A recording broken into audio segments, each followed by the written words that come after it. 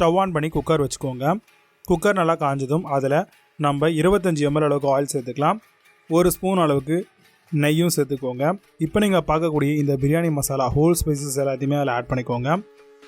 இதெல்லாம் நல்லா உங்களுக்கு பொரிஞ்சு வந்த உடனே நம்ம ஒரு 2 கைப்பிடி அளவுக்கு வெங்காயத்தை வந்து நறுக்கி நம்ம அதில் சேர்த்துக்கலாம். நார்மலாகவே பிரியாணிக்கு வந்து பார்த்திங்கன்னா ஒரு 150லேருந்து 200 வெங்காயத்துக்கு மேலே சேர்க்கணும். நல்லா ப்ரௌன் ஆனதுக்கப்புறம் இதில் வந்து ஒரு கை புதினா, ஒரு கை கொத்தமல்லி நல்லா அரிஞ்சு சேர்த்துக்கோங்க. சேர்த்துட்டு எல்லாத்தையும் நல்லா எண்ணெயிலே வதக்குங்க. எல்லாம் எண்ணெயில் வதங்கும் பொழுதே நல்லா ஃப்ளேவர்லாம் இறங்கியிருக்கும். இப்போது ஒரு 2 ஸ்பூன் அளவுக்கு இஞ்சி பூண்டு பேஸ்ட் வந்து சேர்த்துக்கோங்க. சேர்த்துட்டு எண்ணெயில் நல்லா மிக்ஸ் பண்ணி வேக விடுங்க. இந்த டைமில் ஒரு 3 பச்சை மிளகா அப்படியே முழுசாக சேர்த்துக்கோங்க.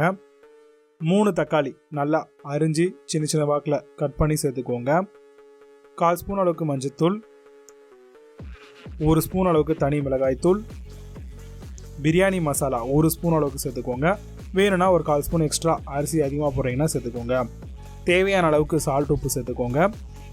எல்லாத்தையும் நல்லா வந்து இப்போது எண்ணெயிலே வதக்குங்க.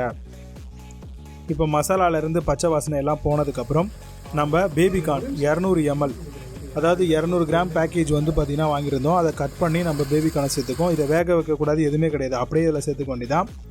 சேர்த்துட்டு நல்லா வந்து பார்த்திங்கன்னா பரட்டி விடுங்க. இந்த டைமில் வந்து நம்ம ஒரு 50 ml இல்லைனா ஒரு 100 ml உங்களோட தேவைக்கு அரிசியோடைய அளவுக்கு ஏற்ற மாதிரி தயிரை வந்து அட்ஜஸ்ட் பண்ணி சேர்த்துக்கோங்க. சேர்த்துட்டு எல்லாத்தையும் நல்லா சாட்டே பண்ணி விடுங்க.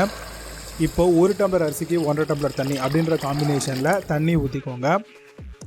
தண்ணி ஊற்றிட்டு நல்லா வந்து பார்த்திங்கன்னா கம்ப்ளீட்டாக மிக்ஸ் பண்ணி விட்டுருங்க. இப்போ வந்து பார்த்திங்க அப்படின்னா நல்லா உங்களுக்கு கொதித்து வரக்கூடிய நேரத்தில் நம்ம பாஸ்மதி ரைஸ் ஊற வச்சுருந்தோம், அதையும் வந்து இது கூடவே சேர்த்துக்கலாம். இப்போ 200 கிராம் அப்படின்னு நீங்கள் எடுத்துக்கிட்டிங்க அப்படின்னா இதுக்கு 1/2 கிலோ அரிசி அப்படின்ற அளவில் நம்ம போடலாம். அதை தாண்டியும் கொஞ்சம் வேணும்னா எக்ஸ்ட்ராவாக ஆட் பண்ணிக்கலாம்.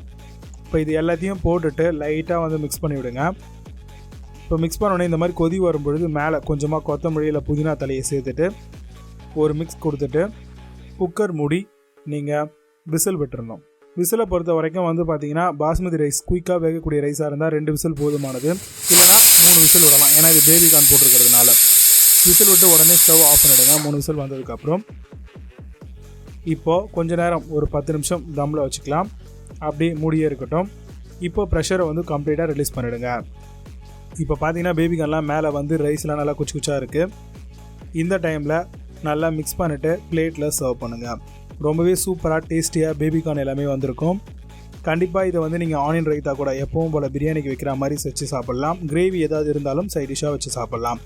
ரொம்பவே சூப்பராக இருக்கும். பேபிகார்ன் பிரியாணி ட்ரை பண்ணி பாருங்கள்.